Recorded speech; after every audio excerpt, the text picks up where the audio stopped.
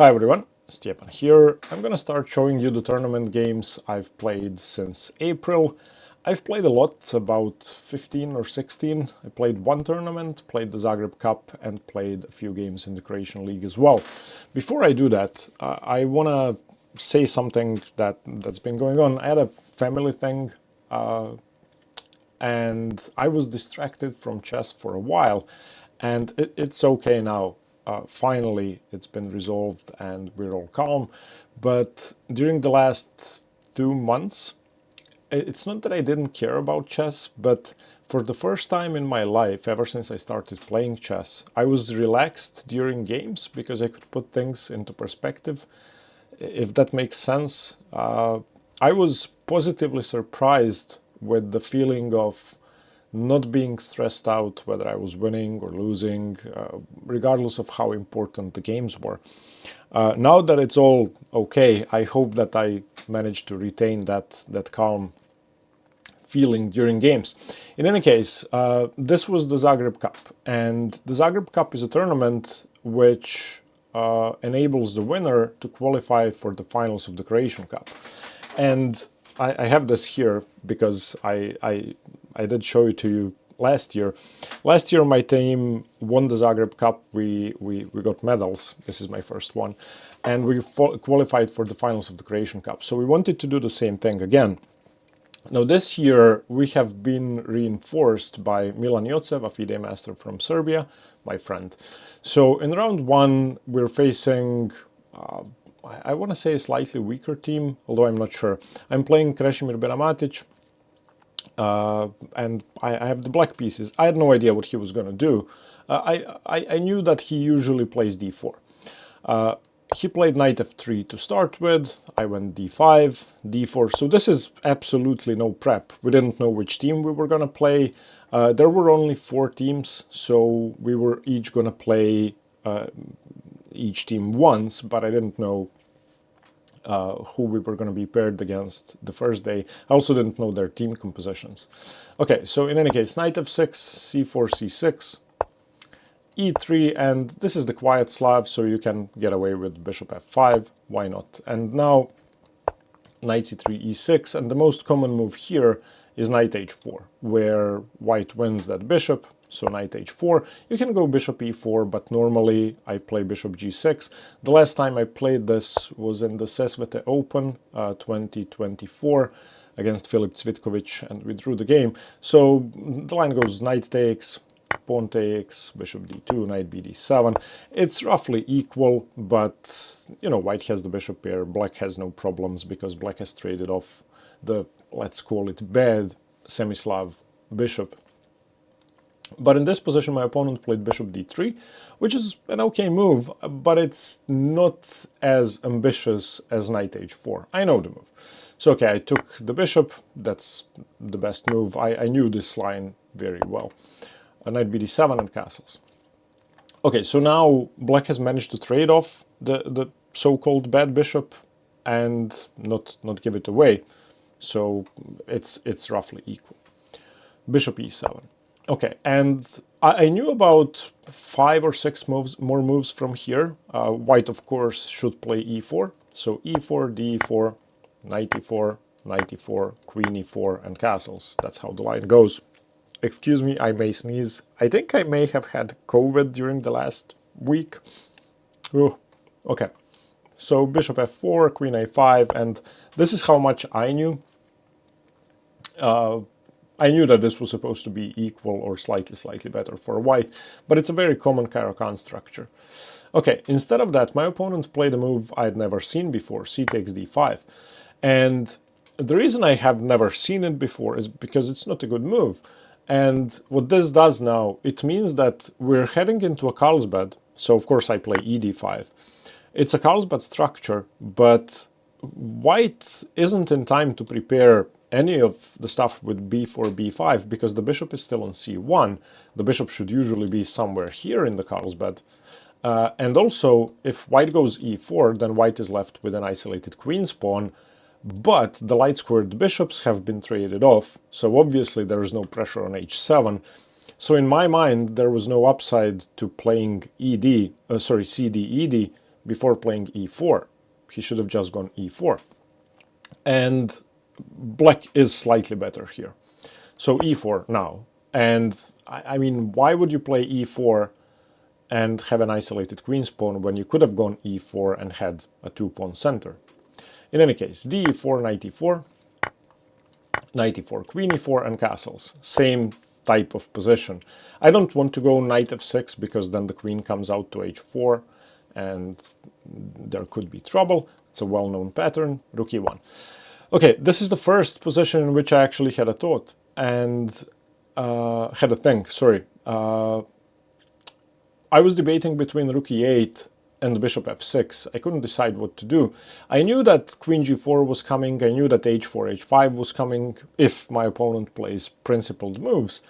And I liked bishop f6 because of g6 and bishop h8 or bishop f8 or bishop g7 defending, and also putting pressure on d4. I also wanted to play knight b6, knight d5 to set up a blockade of the IQP. Not that that pawn is moving anywhere now, but still. So I didn't go rook e8, which was fine. The idea behind rook e8 is not just to play a discovery on the queen, but to play knight f8, to secure the h7 square so that knight g5 is never an issue. And then maybe later on the knight comes to e6 and my queen also prevents d5. But instead of that I played bishop f6, which is also fine. Bishop e3, rook e8 now, and the queen comes to g4 as expected. So now white's going to go h4, h5. The question is, what do I do when the pawn reaches h6? I cannot play h6 to prevent that because bishop h6. I don't really want to go g6 before that happens because then h5 opens up the position. So when h6 happens, can I go g6? In my mind, yeah, that seems likely. Also, I wanted to play something a bit better because I didn't want to move my kingside pawns. When you're getting attacked, then the last thing you want to do is move your kingside pawns and allow hooks for your opponent to open up the position. So I wanted to move the knight to d5 and play queen d6. And that way I'm defending against bishop h7, bishop h6. It's as simple as that. So without moving my pawns, with the setup where my knight is on d5, my queen is on d6, there is no breakthrough. So I played knight b6, which is fine. h4, knight d5, bishop h6, and now I played queen d6. Okay, so now I'm threatening bishop d4, for example. And my opponent needs to move the bishop back, so he did. And at this point I had more than an hour on the clock. Maybe just below an hour, but I doubt it. I think more than an hour. And I just couldn't find a move. And I don't remember being in a position where nothing's wrong and I don't see a single useful move. And I must have spent at least half an hour. So if you want a good exercise in what tough positions realistically feel like during a tournament game, try to find a move for black here, or a plan for black. So obviously I cannot trade rooks, because then my opponent gains the e file. So that's out of the question. I cannot really easily double up my rooks, because if I go rook e7, then rook e7, queen e7, rook e1, once again my opponent gains control over the e file. I cannot easily move my queen, because firstly there are no good squares, secondly queen d7 is a very annoying infiltration, because b7 is hanging. I don't want to move my kingside pawns, although that was a candidate for me. I can move my king, I can play rook a d8, that doesn't do anything. I don't really want to go a5, because if I go a5, then maybe rook e8, bishop a5 is good enough. I mean, I can go rook e2, but then there's rook e1, and I'm hanging mate, so I have to trade, so a5 is out of the question. Moving the b pawn makes no sense, moving the knight, I mean, I can play knight b4, but what does that do? So I wanted to find a way to trade rooks. So I had decided to play queen f8 and take on e1 and go rook e8. And I had to calculate a long line that went, I hope you will be able to follow this. I will show you because it actually did happen in the game. So queen f8, my opponent plays h5. I go rook takes e1, my opponent takes back with the rook, and I go rook e8. And the problem with rook e8 is that my opponent now plays queen d7, double attacking the rook on e8 and the pawn on b7. So I play rook e1 check, my opponent takes either with the knight or with the bishop, and then I go queen b8, defending the pawn on b8, and preparing h6, queen c7, trading queens, or knight b6, attacking the queen on d7. So I have to evict the white queen, and if I trade off all the major pieces, then I just have a better endgame, because the pawn on d4 is extremely vulnerable.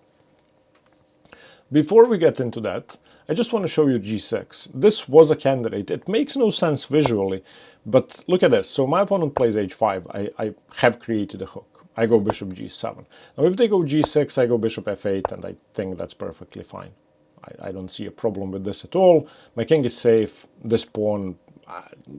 okay, it looks scary, but it's not really scary. I have given away the e5 square, though.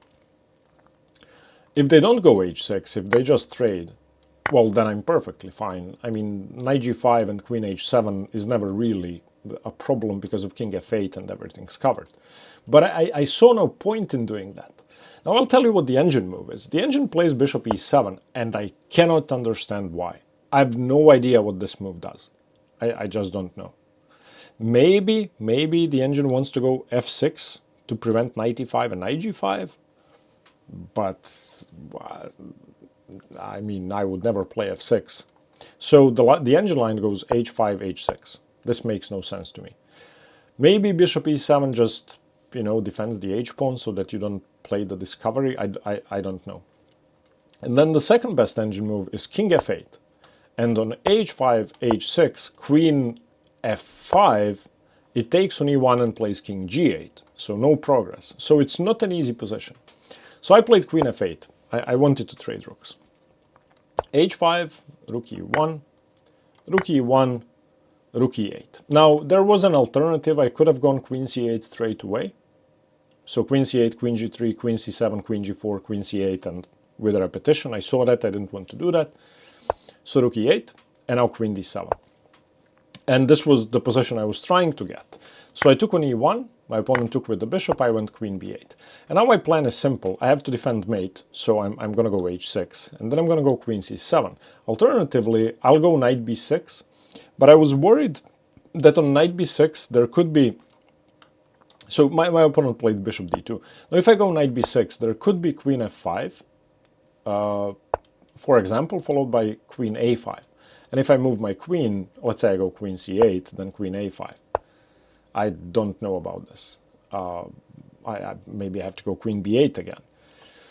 So on bishop e1, queen b8, bishop d2, h6, my opponent played b4, and I went queen c7. Again, I could have gone knight b6. So now my opponent plays queen e8, I went king h7, he went queen e4, and offered the draw, and I accepted. I mean, I saw that this could be done before I'd played queen f8. So this is 8 moves deep. It's a very simple, very forcing line. The only deviation he could have made was knight takes e1 instead of bishop takes e1. I don't think it matters. And since it's a team competition, I didn't want to risk losing because it's getting uncomfortable. And I have the option to avoid a perpetual. I can go g6. So before, you know, accepting the draw, before playing queen c7, I was calculating g6, and I had discarded it. The engine says king h8, what I played, and accepting the draw is fine. g6 is also equal, but in my mind, seeing whether that was equal was very tough. So what we're going to do is we're going to play the position after g6 against Noctie to see how we do. And that's what I do when I have tricky positions that I had discarded during a game or misplayed, and I wasn't really sure what the evaluation was. So let's say I do go g6. My opponent has a couple of options, either exchanging or playing knight e5. And I was very afraid of knight e5, whether they trade first or not. So takes, knight e5. And now I have to play something like, I don't know, knight e7. I have to defend g6. Then maybe queen f4 is coming. so I have to defend that. Maybe queen f7 is coming. So now I have to unpin, so I don't know, queen d6, then knight g4, pressure on g7. It just looks, what, knight g8? It looks like I'm defending on every single move. And okay, at the end of the line, maybe d4 is hanging, maybe, you know, maybe I'm gonna win material, but even in this case, b7 is hanging. My opponent cannot take, because if I take on d4, everything's loose. But it seemed, first of all, it's very hard to visualize that I have all of these defenses. Secondly, if I make a mistake, I lose the game. So I accepted the draw. So let's see how Noctie is going to play this out against me. Okay, so I'm on the team page on Noctie, and this is my favorite feature. So as you can see here, I have pretty much a theme for any opponent I've played recently. So what I do is I'm going to import positions I haven't understood and then practice them. There are also default themes you can use to learn. So let's create a team. Let's call it Benamatic. Let's add an element, FEN. I want to play as black. Let's set it to rook 2. Let's call this G6 instead of... I hate my new keyboard. King H8. Okay, let's save that element. You can add as many elements as you want. So now you can see that theme here. And now let's practice. So I'm playing black. We're going to see what Noctie does. So let's go G6. Now, the Noctie themes are great because Noctie is going to play, you know, like a human would. And I've set it to rook 2, which is slightly higher than my opponent's rating, but I think still it's great practice. Okay, plays knight e5 straight away. So my opponent wants to take. I may only have 2 options, so either bishop e5 or knight e7. If I go knight e7, then knight f7 seems losing to me. So bishop e5. Okay. Now they can still trade on g6. Okay, takes, queen e7. Queen e7, knight f6 looks interesting. Queen e7, if a random move, then knight f6 picking up the pawn on h5. So they probably queen e7, hg, fg. Nah, maybe queen e7 is useless. Okay, let's play queen e7 because I'm putting pressure on b4 and I think a trade is forced. I think AG is forced. So if you want to visit Noctie, I use it for, you know, figuring out positions I haven't understood well during a game, and it's just great practice. Imagine having a human who's willing to play out positions against you. Okay, king g8 is out of the question.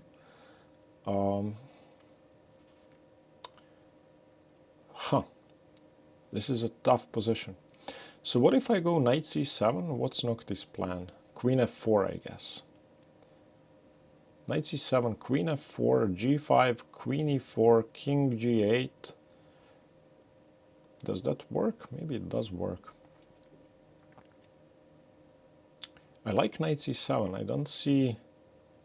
Okay, so knight c7, queen f4, g5, queen e4, or even queen d3 check, king g8, queen d7. Oh my god, the queen's coming to d7. And my queen is... Oh, it's not pinned. I can go queen takes e6, but then queen takes knight on c7, and I'm losing. Okay, so knight c7, queen f4,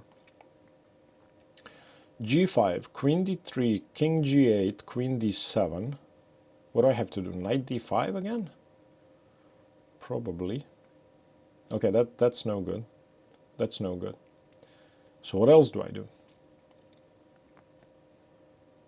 I don't know. I don't know. You see, it's a very tough position. Knight c7. Okay, I don't like knight c7. Let's just do something else. So I don't know what. Maybe I can get away with king g7. King g7, bishop c3 doesn't work.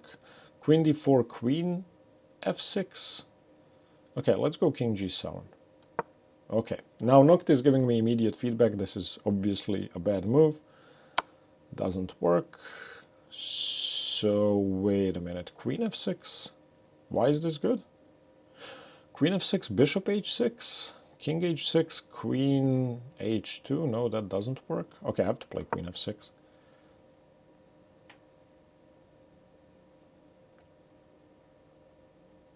We will see. I mean, maybe my opponent... Huh. Okay, I'm just going to defend. I cannot take on e6. Now, ideally, I'd like to play king f6 and take on e6. Okay. Let's see. If I get rid of this pawn, I could be better. Of course, I'm giving up h6, but the big picture stuff is the pawn on e6. Wait, this is bad? Oh, because they trade queens. No, no, they don't. They don't. What? It's giving itself a blunder color. So wait a minute. Can I take on b4? Take on b4, queen g7, king f5, queen f7, knight f6. Is that crazy? Bishop g7. At least I have a draw. Huh. Queen b4, queen g7, king f5, queen f7, knight f6, bishop g7, queen e1, king h2, queen e5. That seems good to me.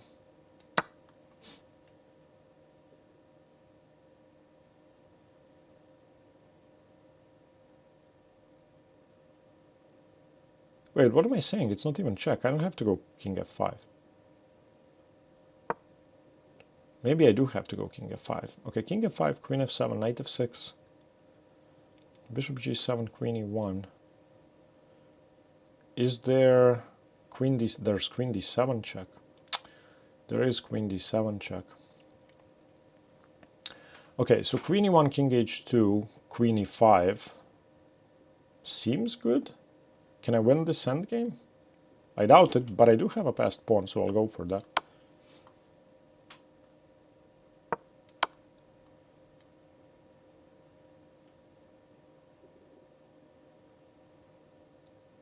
Let's see.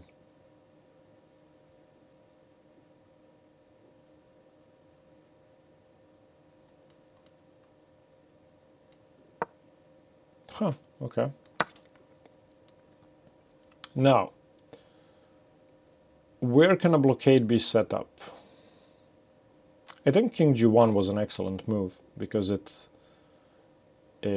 brings the king one step closer. So they are going to have to either defend with bishop h6 or bishop b2 or king d1. So I think I need to get my king very close. However, if I go king f5, then f3, king f4, bishop h6, king e5, they can keep me boxed in, but I'm still going to do that. No? What? Okay, no, it's okay. It's not the best move, but it's okay. I'm expecting f3.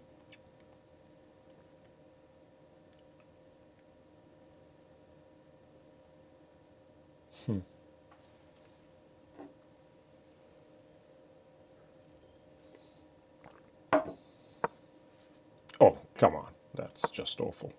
Now I am winning. I think my knight easily controls the passed f-pawn. G3 is just awful. I mean, you can see the type of... Wait, what? Why is this bad? I don't understand this. Okay, let's get a hint.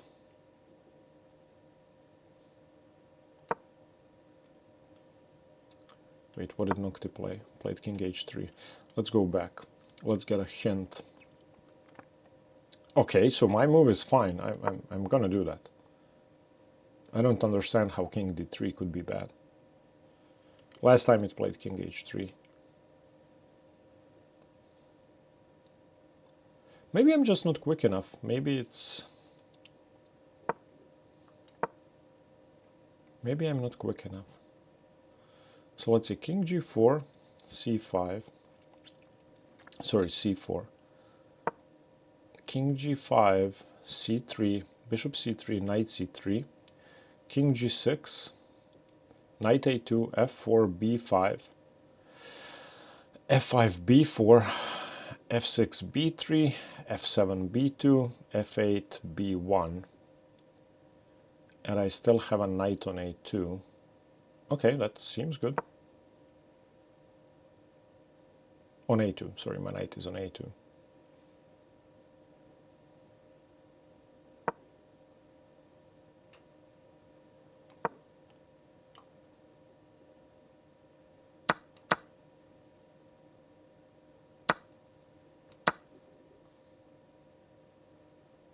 Okay, f4, b5. Wait, what?